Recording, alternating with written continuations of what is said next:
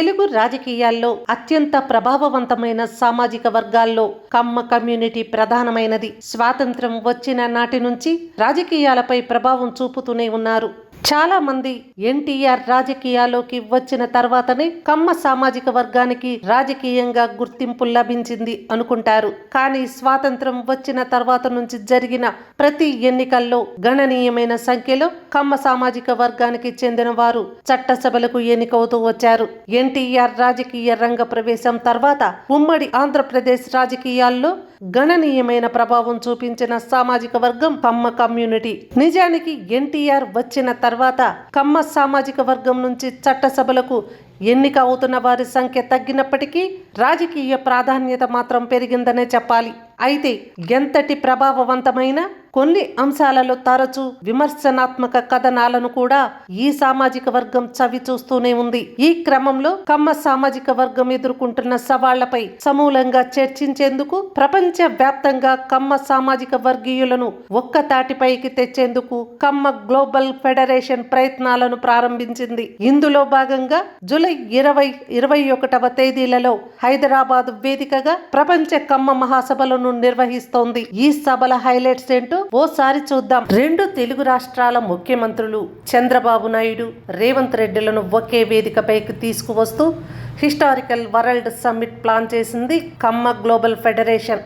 సమాఖ్య వ్యవస్థాపక అధ్యక్షుడు జెట్టి కుసుమకుమార్ సారథ్యంలోని కమిటీ సభ్యులు వివిధ రంగాలకు చెందిన సభ్యులను పర్సనల్ గా కలిసి ఈ సదస్సుకు ఆహ్వానిస్తున్నారు.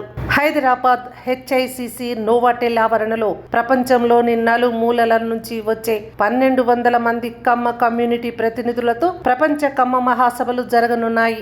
ఏపీ ముఖ్యమంత్రి చంద్రబాబు నాయుడిని కలిసిన KGF వ్యవస్థాపక అధ్యక్షుడు జెట్టి కుసుమకుమార్ బృందం సదస్సుకు రావాల్సిందిగా ఆయన్ను సాదరంగా ఆహ్వానించారు. తెలంగాణ ముఖ్యమంత్రి రేవంత్ రెడ్డిని కూడా ఈ సదస్సుకు ఆహ్వానిస్తున్నారు. 2 తెలుగు రాష్ట్రాల ముఖ్యమంత్రులతో పాటు ప్రపంచవ్యాప్తంగా ఉన్న అగ్ర పారిశ్రామికవేత్తలు, కమ్మ సమాజానికి చెందిన ప్రముఖ నాయకులను ఒకచోట చేర్చేందుకు ఈ సమ్మిట్ నిర్వహిస్తున్నారు. ఇది ఒక అద్భుతమైన వేదికగా ఉంటుందని, కమ్మ సంఘాన్ని ఏకం చేయటానికి, బలమైన బంధాలను పెంపొందించడానికి ఒక ముఖ్యమైన వేదికగా ఈ సదస్సు ఉంటుందని నిర్వాహకులు చెబుతున్నారు. కమ్మ సామాజిక వర్గం అనగానే ఉన్నత స్థానంలో ఉన్న కొందరే కనిపిస్తున్నారు అందరికి. కానీ దిగువ దారిద్ర్య రేఖ అంటే దిగువన ఉన్నవారు, దిగువ మధ్యతరగతిలో ఉన్నవారు, రైతు కూలీలుగా చిన్న చిరుచిరు ఉద్యోగాలు చేసుకుంటూ కూలీలుగా పనిచేస్తున్న వాళ్ళు కూడా మా సామాజిక వర్గంలో లక్షల మంది ఉన్నారు. వారిని అప్లిఫ్ట్ చేయడానికి, వారిని అభివృద్ధి చేయూతనిచ్చి వారిని పైకి తీసుకురావడానికి ఏం చేయాలి అనే దాని మీద మేము ఈ సమావేశంలో నిర్ణయించడానికి ఉంది. కాబట్టి ఇది ప్యూర్లీ మా కమ్మ సామాజిక వర్గంలో చెందిన ఎవరైతే అవసరార్థులు ఉన్నారో వారి సేవ కోసము, వారి మేలు కోసము, మిగతా నెట్వర్కింగ్ కోసము మా యొక్క నిష్కారణంగా మా సామాజిక వర్గం మీద కొందరు పని కట్టుకొని ఆంధ్రలో కావచ్చు, తెలంగాణలో కావచ్చు, కొన్ని రాజకీయ పార్టీ నాయకులు కొందరు పని కట్టుకొని మా మీద ఈర్ష్యాద్వేషాలు పెంచే పని చేస్తూ ఉన్నారు. కమ్మ సామాజిక వర్గం అంటే సమాజానికి ఎంతో సేవ చేసిన సామాజిక వర్గము. ఇప్పుడు కూడా మాలో ఉన్న అవసరాలకి వాళ్ళు చేస్తూనే సమాజానికి వివిధ వర్గాలకి, ఆర్థికంగా వెనుకబడిన ఇతర వర్గాలకు కూడా సేవ చేయడానికి ఏం చేయాలనే దాని మీద మేధమదన సదస్సు ఇది 2 రోజులు. కాబట్టి కమ్మ సామాజిక వర్గం అనేది చాలా బ్రాడ్ మెంటాలిటీ. జెట్టి కుసుమకుమార్ తో పాటు KGF సభ్యులు సుప్రీంకోర్టు మాజీ ప్రధాన న్యాయమూర్తి NV రమణన్ కలిసి ప్రపంచ కమ్మ మహాసభలకు ఆహ్వానించారు. తమిళనాడు కోయంబత్తూరులో KG hospital chairman doctor G భక్తవత్సలంతో పాటు Ramoji film city, Eenadu group సంస్థల MD విజయేశ్వరి KGF సభ్యులు ఆహ్వానించారు.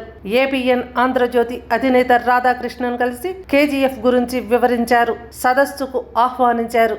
విజయవాడ MP కేసినేని చిన్ని, శేరిలింగంపల్లి శాసనసభ్యులు ఆరేకపూడి గాంధీ, విశాఖపట్నం తూర్పు ఎమ్మెల్యే రామకృష్ణబాబు, జూబ్లీహిల్స్ ఎమ్మెల్యే మాగంటి గోపీనాథ్, మాజీ పార్లమెంటు సభ్యులు కంబంపాటి రామ్మోహన్ రావు, SRS మోటార్స్ అధినేత శ్రీనివాస్, మాజీ MLC TD Janardhan, retired DGP ప్రస్తుత ఎన్టీఆర్ ట్రస్ట్ సీఈఓ కొండవీటి రాజేంద్ర కుమార్ తదితరులను కమ్మ సదస్సుకు ఆహ్వానించారు. సినీ నటుడు, తెలుగుదేశం పార్టీ మాజీ ఎంపీ మురళీమోహన్, సీనియర్ నటుడు రాజేంద్ర ప్రసాద్, నిర్మాతలు దగ్గుపాటి సురేష్ బాబు, ఘట్టమనేని ఆదిశేషగిరిరావు, అశ్విని దత్ తదితరులతో పాటు డైరెక్టర్లు బి గోపాల్, బోయపాటి శ్రీనివాస్, మలినేని గోపీచంద్, సినీ హీరోలు రాజశేఖర్, శ్రీకాంత్లను కమ్మ ప్రపంచ మహాసభలకు ఆహ్వానించారు. రాజకీయ, సినీ రంగ ప్రముఖులతో పాటు వివిధ రంగాల్లో ప్రముఖులకు కూడా ఆహ్వానం పలికారు. అలా పిలిచిన వారిలో మాజీ ఐఏఎస్ అధికారిని వేమూరి ఉషారాణి,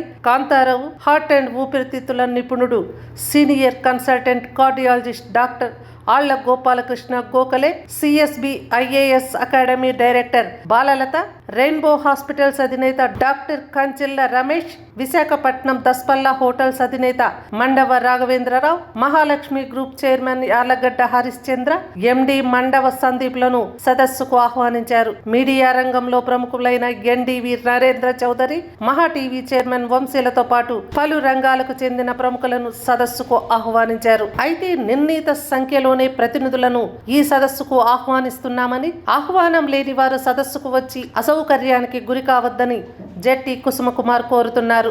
మీరందరి యొక్క ఇంత స్పందన రావటం, మీరందరూ దీని గురించి ఇటువంటి సమావేశాలలో ఉండటం అవసరమని హర్షించటం అనేది చాలా మాకు సంతోషదాయకం, మాకు ఒక మోరల్ బూస్టింగ్గా పనిచేస్తుంది.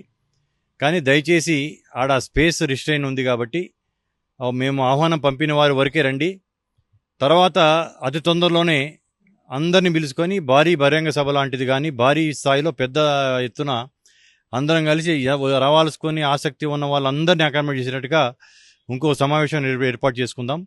ఈ సమావేశాలు మాత్రం జూలై 2021 జరగబోయే సమావేశాలు ప్రపంచ మహాసభలు ఆహ్వానం మేరకే 1200 మందిని ఆహ్వానిస్తున్నాం. 1200 ఆహ్వానం పంపిన వారు మాత్రమే రావాలని చెప్పేసి మిమ్మల్ని అందరికీ విన్నవించుకుంటా ఉన్నాను. కాగా సదస్సును విజయవంతం చేసేందుకు అవసరమైన అన్ని వర్గాలను కేజీఎఫ్ టీం కలుస్తోంది. ఇందులో భాగంగా జూలై 14న తెలుగు మీడియాలో పనిచేసే కమ్మ సామాజిక వర్గానికి చెందిన పలువురితో కేజీఎఫ్ అధ్యక్షులు కుసుమకుమార్, టీం మెంబర్ ముప్పనేని రాజ్ కుమార్ భేటీ అయ్యారు.